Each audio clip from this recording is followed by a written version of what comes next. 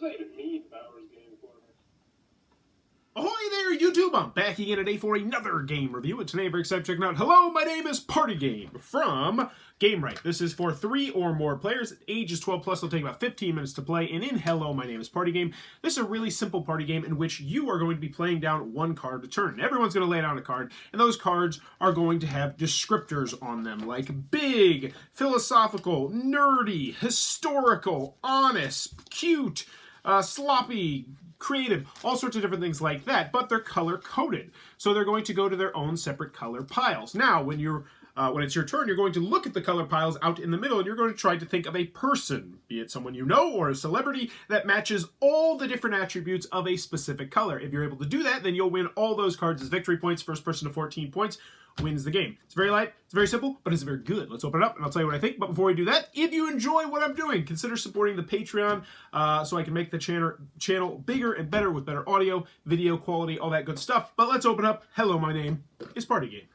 Alrighty then, we're going to take a look at what you're going to get inside of Hello, my name is Party Game. So first and foremost, we get our handy dandy rule sheet. It's one page, one really long page, double-sided, full color. It's got pictures, illustrations, examples. It's well done. Should have you up and running in no time at all with minimal questions, and I can also give you a good feel for how the game works right now. So in Hello, my name is Party Game, what you'll be doing is you're trying to race to get to 14 points. Points are going to be cards that are played in front of you, and you're going to earn those points on your turns. So you're going to decide who's going to go first. We'll just say it's me, and what's going to happen is everyone is going to dealt 3 of these cards right here. They'll be different colors, and they will have different things on them, like hysterical, thin, alluring. Then what's going to happen is everyone's going to pick one card in front of them. So let's just randomly do that. Boom, boom, boom, boom, boom. Everyone has done that. You're going to flip them over. So right now I got a 4-player game set up. So cute, radical, hysterical, well-groomed. So timer starts, and now the person who started the round, whose turn it is, which would be me, there's no way to keep track of that really, which is a little bit of annoyance, is going to either try to figure out one person who's well-groomed or one person who's radical, cute, and hysterical. If they can do the radical, cute, hysterical, then they would get 3 points. Whereas if they got the well-groomed, they would only gain 1 point. Now, you also notice that there's these 2 X's in front of you. And when you play these X's, you are allowed to eliminate any cards that are out there of one particular color and then answer for that color. So I can think of someone kind of radical and cute, but not really hysterical. And I'm going to go ahead and use this. Get rid of the hysterical card, just gets discarded, and then say AOC, Cortez, the Congresswoman. I find her very attractive and radical progressively, which is awesome to me. So, boom. As long as one other person at the table agrees with you that that fits the category, you're going to get those points, put them in front of you, and now you are 2 points closer to winning the game. Everyone's going to get back up to 3 cards. The red card will actually stay out there, so there will be more choices as you go on, and then you're going to rinse, wash, and repeat, but now with the person to the left answering the question. So let's see what we got this time. Well-groomed, adventurous, and flamboyant, and parent and famous. Wow, I feel like famous parent is pretty easy. You can say anybody. Ben Stiller's dad, Jerry Stiller. Boom, famous parent, 2 points. Nailed it. Now let's pretend that you didn't know anything and you ran out of time. Well, when that happens, you don't get any points. All the cards stay out here, but you do get 1 extra X to help you out later on in the game. You're going to continue to do this until someone has gotten to 14 points, at which they will be the winner of Hello, my name is Party Game.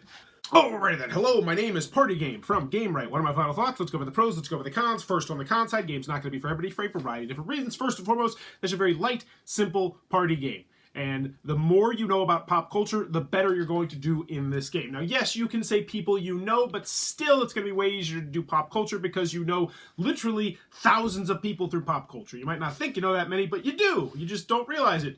If you watch sports, you know all the different athletes, but then you also know a lot of the commentators, and then you also know a lot of the analysts, and then you also know a lot of the coaches, and it just opens up a huge thing. Same with books and comics and video games and all that sort of stuff.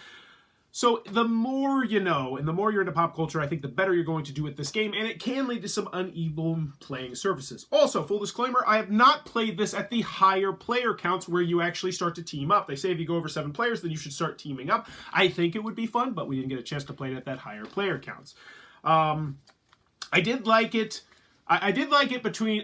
we played it at 4 players, and I thought that was a nice sweet spot, because when we did play it one time at 6 players, it was pretty difficult because there were a lot of cards coming out there, and as they started to accrue, they got more difficult. Now, that being said, you can always just use your X's, but still, it was something that I did want to mention. Also, there's downtime in between turns, which can be a bit of a bummer as well, especially if you know something and you can't do anything about it because it's not your turn, it's not even close to your turn. That's somewhat annoying. Last comment I have of this game is that I wish there was some sort of token to mark who was first. It's a nitpick. Yeah, I suppose you could use the sand timer, honestly. They probably tell you to use the sand timer. I'm a noob. Let's keep going on. That's what I got on the con side. Oh, it's repetitive. You're going to do the same thing over and over and again. You're going to get different results based on the cards and based on the combinations and based on the celebrities or the people you choose, which is fun, but overall, it is repetitive. Moving on to the pros, I had fun with this game. I enjoyed this game. Everybody I played it with enjoyed this game, and I think if you're a pop culture junkie, you're really going to dig this game, and if your friends are as well, I think you're really going to dig this game, because it's easy to learn, it's easy to teach, you can play it completely blasted, like this is a great drinking/party game. The last comment I do have with this game is it says ages 12 plus, but you have to know that you're going to crush most 12-year-olds just because you know so many more people than your typical kids. I didn't even try to bring this into my classroom because I think that would have been an absolute nightmare because their vocabulary, I guess, of people that they know is just a little bit too small. So when they take this, you can use this as a family game, but I'm going to suggest it not as a classical family game, but more as like a wits and wagers, hey, my family's older type family game, like a family get-together game as opposed to a family game night style game, if that does make sense. But moving on to the pros, it's compact, it's portable, easy to learn, easy to teach, cards, perfectly serviceable, not too bad, and I had fun with the game, and that's the bottom line. I enjoyed the game. Am I keeping it? Very personally, I have very few party games in my own personal collection because my friend Eric has pretty much most of my party games. I'd say 90% of my party games goes to Eric because Eric's is where I get a chance to play a lot of those party games sometimes.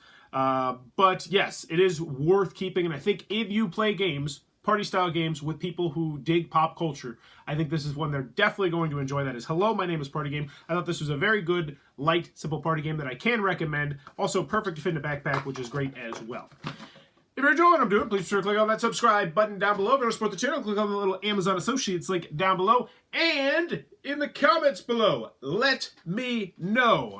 Let's see. Think of the first person you can think of that is heroic and a cartoon. Hercules. That was a dumb one. It was a dumb question. Let me know in the comments below, though. It's probably Hercules. As always, thanks for your time, YouTube.